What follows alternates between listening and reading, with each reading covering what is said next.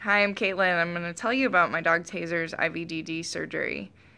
Listening to everybody else's vlogs and forum comments about their dog's struggles with IVDD has really helped us in maintaining a positive attitude because we were quite worried about him throughout this process. He had surgery 1 week ago yesterday, and he has just started getting around by himself. He's moving both legs.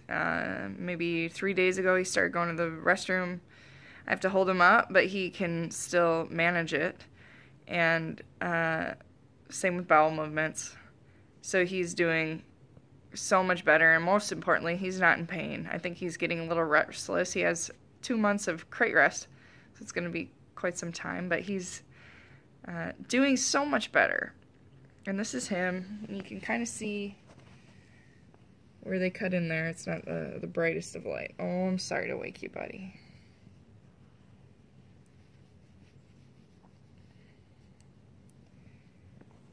Tazer is a 13-year-old Chihuahua who had one bout with IVDD at 1 or 2 years old, and we treated it conservatively, and it worked great. We lowered everything in the house also, but he didn't have another flare-up until now. And even this one, we weren't doing anything crazy. We just clipped his nails and set him down, and suddenly one of his back legs didn't work, and over the next 30 minutes, the other stopped working. So it was obvious it was an emergency to us. We took him in. He also has a heart murmur, so upon arriving to do the MRI, we would have had to put him under, which we did end up doing later, but we didn't want to right away because it's a risk with his heart murmur.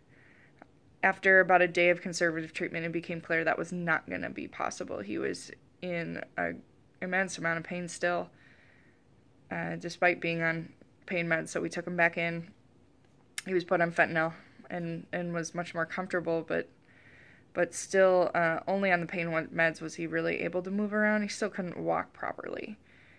After the weekend, he finally got in, got the MRI. They had to wake him up between the MRI and the surgery because he can't be under for a long time with the heart murmur.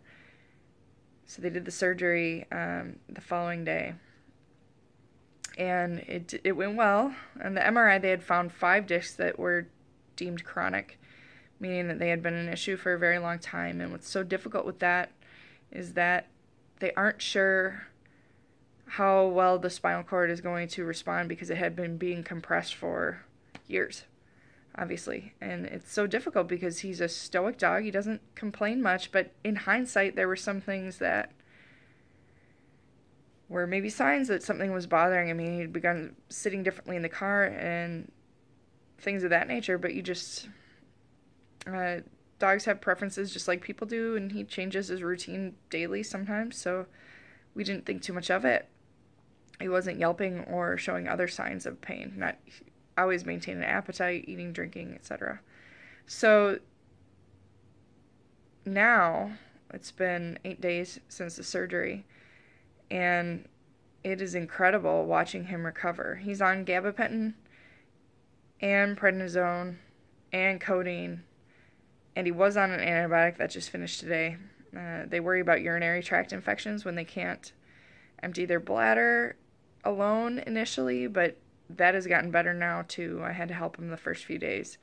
But he's almost like having a newborn baby. He can't, until today, he couldn't really get around, and still he doesn't have a lot of control over his legs, so he can propel himself. But it's getting better by the minute. It's really incredible what they can do now, and I have to thank our surgeon, Dr. Missy Carpentier, from the Animal Emergency and Referral Clinic. She did an amazing job. We discussed with her before he went in that our primary goal would be comfort for him, return to function as second. So I think she took out more than maybe she otherwise would have if function was the primary goal, but we just did not want to risk doing the surgery and still having him in pain.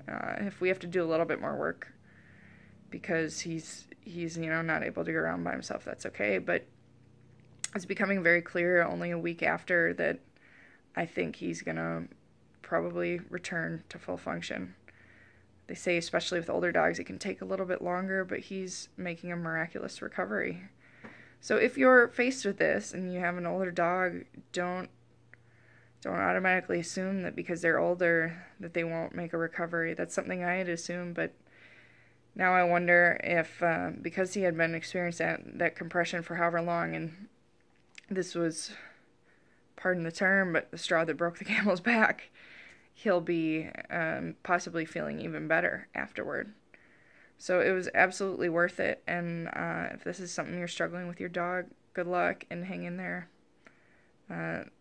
They are incredibly resilient creatures. Thank you for listening.